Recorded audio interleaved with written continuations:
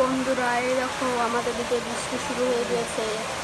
দেখো, বলতে না বলতেই কত জোরে জোরে বৃষ্টি পড়তে লেগেছে। এই দেখো আমাদের ঘরের ভিতরে পুরো জল ঢুকে যাচ্ছে। দেখো সামনের দিকে কিছু দেওয়া নেই, ভিতরে জল, দেখো ভিতরে জল চলে এসেছে। এটা তো বাড়ির ভিতরটা, দেখবো আমাদের বাড়ি থেকে মাঠের ভিতরটা। এই দেখো, এই দিক থেকে আমাদের পুরো মাঠ দেখা যায়। পুরো দেখো জলে ভর্তি, কি জোরে জোরে শব্দ হচ্ছে দেখো বৃষ্টি। দূরের কিছুই দেখা যাচ্ছে না, দূরের কোনো গাছপালাই দেখা যাচ্ছে না, দেখো কোনো কিছু দেখা যাচ্ছে না।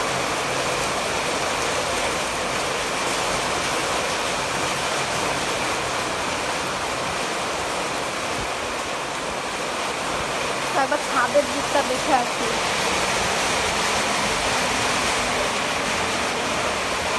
কি অন্ধকার ছাদের দিকটা, পুরো গেটটা লাগানো আছে বলে এতটা অন্ধকার দেখা যাচ্ছে।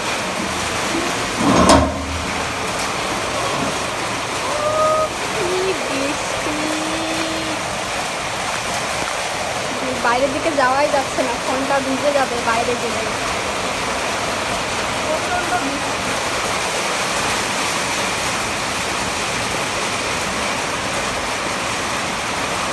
ভাবলাম তোমাদের একটু ছাদটা দেখাবো, তাও হচ্ছে না। দেখো বৃষ্টিতে আমিও ভিজে যাচ্ছি, ফোনটাও ভিজে যাচ্ছে।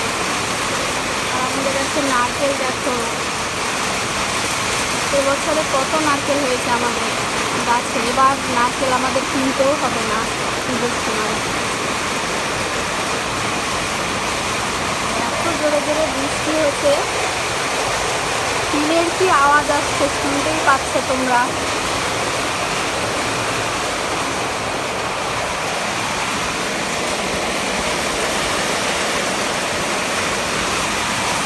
বৃষ্টির জন্য দূরে কোনো কিছুই দেখাতে পারছি না তোমাদের।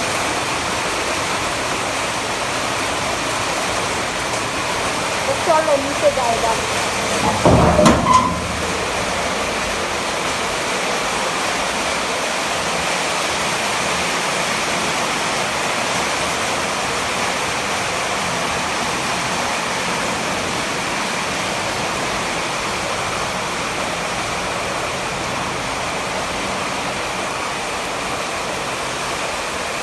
প্রচুর বৃষ্টি হচ্ছে, প্রচুর, কি বলবো, এত জোরে বৃষ্টি হচ্ছে।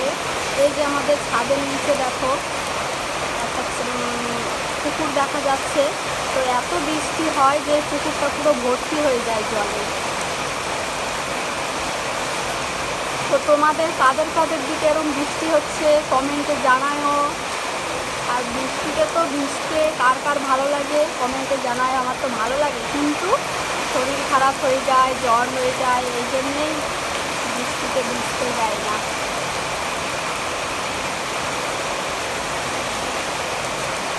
আর আমাদের জ্বালানি জ্বালার অবস্থা দেখো কেমন হয়েছে, পুরো বৃষ্টিতে ভিজে পচে গিয়েছে।